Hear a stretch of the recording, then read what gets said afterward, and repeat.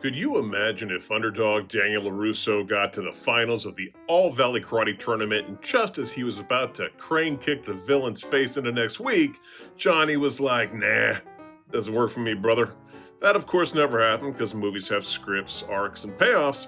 Wrestling has those things too, but sometimes the characters just don't feel like going along with what's written for them. Sure, refusing the job might get you a few months of looking better, but in the long run, karma's got a steel chair with your name on it.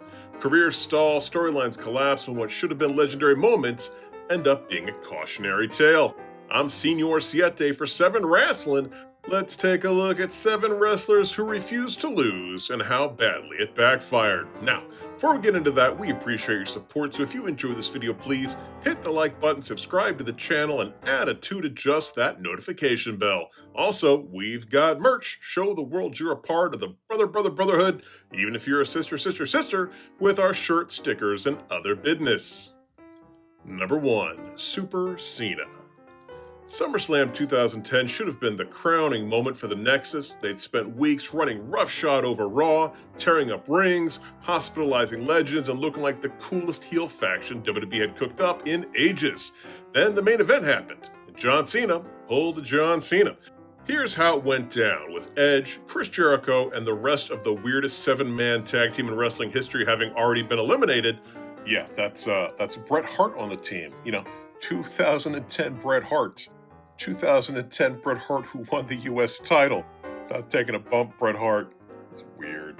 The odds were stacked against old John Fruity Pebbles, but instead of giving the Nexus the monster win they needed, Cena went full megastar mode, getting DDT'd on the cement, no biggie, still managed to mow through Justin Gabriel and Wade Barrett all by himself. One tippity tap later, and Nexus was dead in the water. Edge and Jericho reportedly begged Cena not to do it, knowing it would kill the faction's heat, but that's exactly what happened. Wade Barrett went from an imposing leader to the guy you knew was going to eat the pin in every big match. The hottest heel group in years turned into background noise, all because Cena had to overcome the odds yet again, and because SummerSlam needed a happy ending. To his credit, Cena later admitted he had made the wrong call, but by then the damage had already been done. Nexus went from world beaters to Walmart greeters, and Barrett's main event run never recovered. Number 2, Love Interrupted. The year 2000, the WWE was absolutely printing money. The Rock was a megastar, Steve Austin was on his way back, and Kurt Angle was running around being both an Olympic hero and a total dork with the best comedic timing in the business.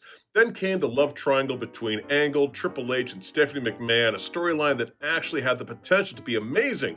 Stephanie turning on her scowling husband to side with the goofy but endearing Kurt Angle just writes itself. Fans were ready to see Steph choose Olympic gold over the game, but there was one big problem: Triple H. See, Hunter wasn't about to let Kurt Angle, a guy he clearly didn't see as on his level, get the girl and the rub. According to people who were there at the time, Hunter nixed the whole payoff. Instead of Stephanie stabbing her husband in the back, she doubled down on her marriage to the King of Kings. So instead of Angle walking away as the ultimate underdog who got the girl, he walked away looking like the dork who struck out. Vince McMahon knew how to extend a big storyline. The shocking moments happen, his audience leaves happy, but Triple H, he couldn't handle losing his kayfabe wife to Kurt Angle, even temporarily. What could have been the WWE's hottest angle of 2000 just came to a screeching halt with Triple H flexing backstage. Congrats, Hunter. You didn't lose Stephanie, but you did lose us a chance at a classic storyline. With nowhere left for that angle to go, Hunter was randomly paired with Chris Benoit. Then he became the brains behind Rikishi running over Stone Cold. It was a narrative mess. Well. Fortunately, this would be the last time Hunter would use his backstage pull to number 3, Punked Out. In the summer of 2011, CM Punk wasn't just hot, he was molten lava strapped to a rocket ship. The pipe bomb promo had turned him from a cult favorite into the guy the Rebel fans actually believed in, the guy Vince McMahon had to push. Punk versus John Cena at Money in the Bank was one of the most electric matches in company history, and when Punk walked out of Chicago and blew a kiss, holding the WWE title, it felt like wrestling was about to change forever. And then entered Triple H. Suddenly, Kevin Nash, the man nobody asked for, was tossed into Punk's orbit, and when that fizzled, Hunter himself decided to step into the spotlight. Instead of Punk riding that wave, he got squished in the middle of a storyline about who texted who. He got a loss to the COO, the same COO, who then promptly put back on his fancy suit and went back to the boardroom. Punk was left cooled off while Hunter went, all right, well, back to business meetings. The fallout, Punk never really forgave it. Sure, he went on to win titles and headline shows, but the resentment festered like a wound the company never treated. By his own words, that night in 2011 convinced him that Triple H wasn't interested in what's best for business, only what's best for Hunter. Fast forward a whole decade, Punk spent more time away from the WWE than in it, all because the hottest star of 2011 got cooled off by one big ego in a denim and leather jacket. Although, it seems like the duo have been able to patch things up since then. Number 4, the slow fast count. Oh, brother, here we go. The granddaddy of WCW blunders, Starrcade 1997 was supposed to be the payoff, a year-long build of Sting brooding in the rafters, silent, mysterious, and ready to finally dethrone Hollywood Hulk Hogan and save the WCW from the NWO. It was their Wrestlemania moment, the biggest buy rate the company had ever pulled in, and all they had to do was let Sting march down to the ring and beat Hulk Hogan clean. Easy, right? Well, that's unless you're Hulk Hogan, who decided the real problem wasn't his ego, but Sting's lack of color. That's right, Hogan allegedly complained that Sting wasn't tan enough, wasn't in good enough shape, therefore didn't look like a proper world champion, and wasn't committed to the business. So instead of giving the fans the cathartic beatdown they'd been salivating for, Hogan worked his backstage magic and turned the finish into a convoluted mess. Match was flat, the fast count by Nick Patrick was not fast, and Bret Hart's big run-in the end was awkward as hell. Instead of WCW's biggest babyface standing tall, you had fans scratching their heads, wondering if they'd been scammed. Now, say what you will about Vince McMahon, and we do, but the guy understood how to book a big payoff. WrestleMania would always end with Hulk Hogan or Steve Austin or Roman Reigns looking like Superman, confetti falling, crowd going nuts, but WCW, they took their biggest story ever and let Hulk Hogan's ego turn it into a wet fart. And here's the kicker, Starrcade 97 wasn't just a bad finish, it was the first crack in the dam. Sting went from being the guy to just being another guy. Fans stopped believing that WCW could stick the landing, and within a few years, the whole company was circling down the drain. Number 5, missing one smile. February 13th, 1997 will go down in history as the day Shawn Michaels lost something far more valuable than the WWE Championship. He lost his smile. HBK cut one of the most infamous promos in wrestling history, tearfully forfeiting the belt because of what had the potential to be a career-ending knee injury. He stood there with puppy dog eyes, telling the world that he couldn't wrestle anymore. Tragic stuff, if it was true.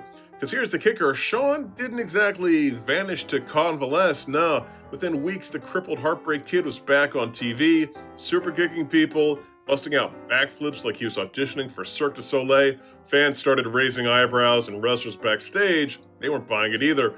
Rumor had it Shawn didn't want to lose to Bret Hart at WrestleMania, and suddenly this injury looked more like a convenient escape hatch than a medical emergency. The irony, less than a year later, at the 1998 Royal Rumble, Shawn actually did get hurt badly. He took a nasty bump against The Undertaker's casket, and that one was no work. But this time, he really was sidelined, missing 4 years at the height of his career. So yeah, in 97, Shawn lost his smile. In 98, he lost his spine, and somewhere in between, he lost a whole lot of credibility with fans who were tired of his backstage politicking. Only in wrestling can you fake an injury one year and then get karmically bodied by a real one the next.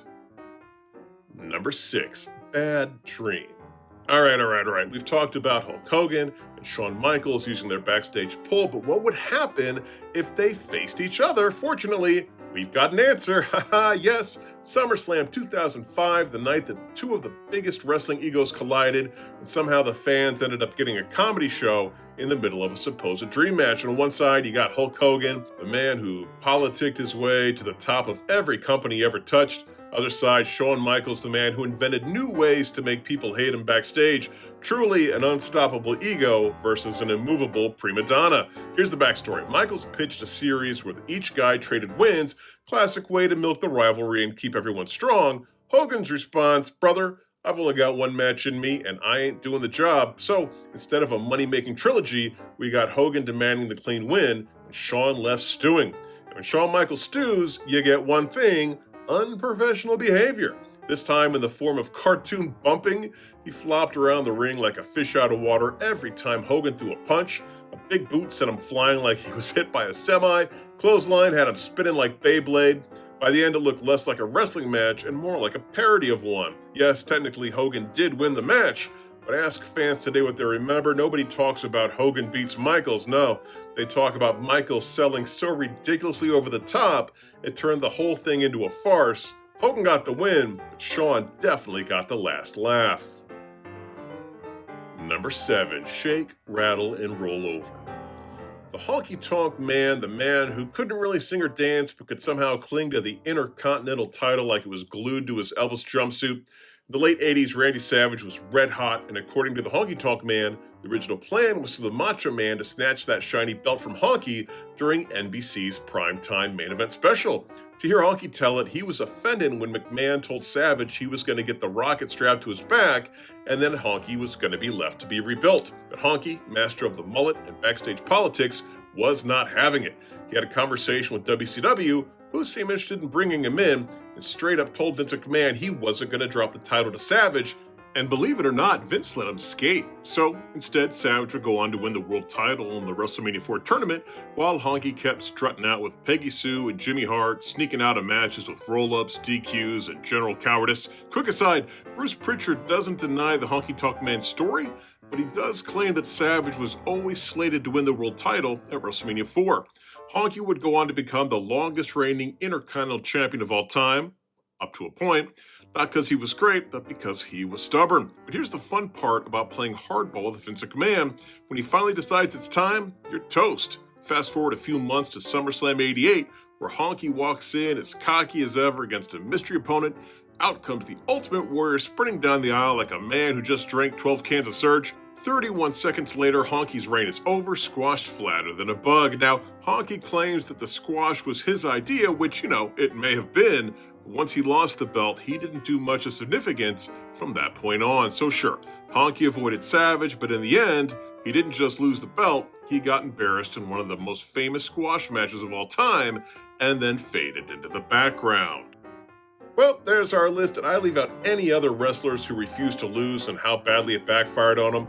If so, please let us know in the comments section below. Also, if you enjoyed this video, please hit the like button, subscribe to the channel, and double arm suplex that notification bell. Until next time, I'm Senor Siete for 7 Wrestling saying bye-bye.